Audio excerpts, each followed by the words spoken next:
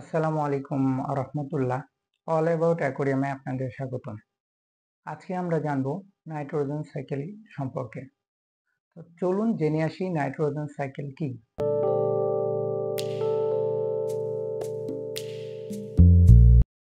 Nitrogen cycle হলো nitrogen একটি চক্র যেটি আমাদের অ্যাকোয়ারিয়ামে সংঘটিত হয়। আমরা যখন মাছকে খাবার দিই, মাছ সে খাবার গ্রহণ করে এবং মল ত্যাগ করে। এই মলটি পানির সাথে মিশে অ্যামোনিয়া সৃষ্টি করে, যেটি মাছের জন্য ক্ষতিকর। এই অ্যামোনিয়াটি পানির সাথে মিশে থাকে এবং ফিল্টারের ভিতরে প্রবেশ করে। ফিল্টারের ভিতরে আমরা যে বায়োমিডিয়াগুলো ব্যবহার করি, বিভিন্ন সিরামিক রিং ব্যবহার করি, এই সিরামিক রিংয়ের ভিতরে কিছু বেনিফিশিয়াল ব্যাকটেরিয়া তৈরি হয়। এই বেনিফিশিয়াল ব্যাকটেরিয়াগুলা অ্যামোনিয়াটাকে খেয়ে ফেলে এবং নাইট্রেটে রূপান্তরিত করে। এই নাইট্রেট অ্যামোনিয়ার তুলনায় মাছের জন্য কম ক্ষতিকর। এরপর আমরা যখন পানি চেঞ্জ করি বিভিন্ন সময়ে, এই চেঞ্জের মাধ্যমে এই নাইট্রেটটি তুলনামূলক আরো কমে যায়, যার ফলে ট্যাঙ্কটি মাছের জন্য উপযুক্ত থাকে। তো এই যে চক্রটি শুরু হলো খাবার দেয়া থেকে এবং নাইট্রেটে রূপান্তরিত হওয়া পর্যন্ত, এই যে চলমান প্রক্রিয়াটা চলতে থাকে, এটাকে বলা হয় নাইট্রোজেন চক্র। এবার জেনে আসি আমাদের ট্যাঙ্কে আমরা নাইট্রোজেন সাইকেল কিভাবে সংগঠিত করব বা কিভাবে তৈরি করব।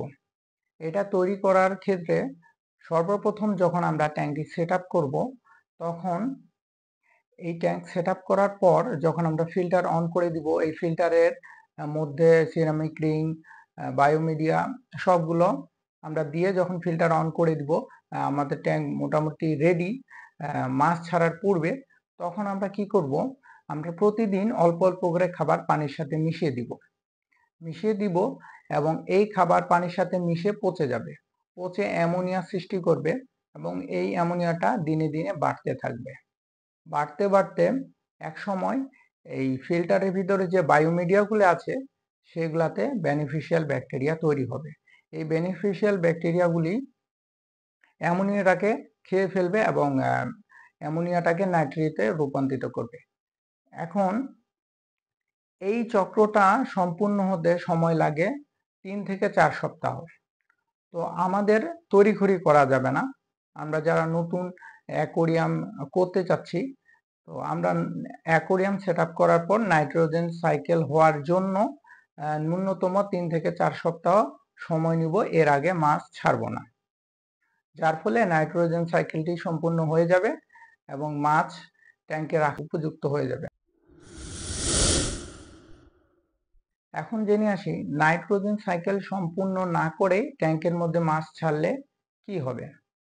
আমরা যদি নাইট্রোজেন সাইকেল সম্পূর্ণ না করে ট্যাঙ্কের মধ্যে মাছ ছেড়ে দিই, তো সেই ক্ষেত্রে হবে কি, মাছ যখন খাবার গ্রহণ করে মল ত্যাগ করবে, এই মলটা পচে পানিতে অ্যামোনিয়া সৃষ্টি করবে এবং এই অ্যামোনিয়াটাকে নাইট্রেটে রূপান্তরিত করার জন্য বেনিফিশিয়াল ব্যাকটেরিয়া আগে থেকে ফিল্টারে থাকবে না, কেননা সেটা তৈরি হতে সময় লাগে 3 থেকে 4 সপ্তাহ।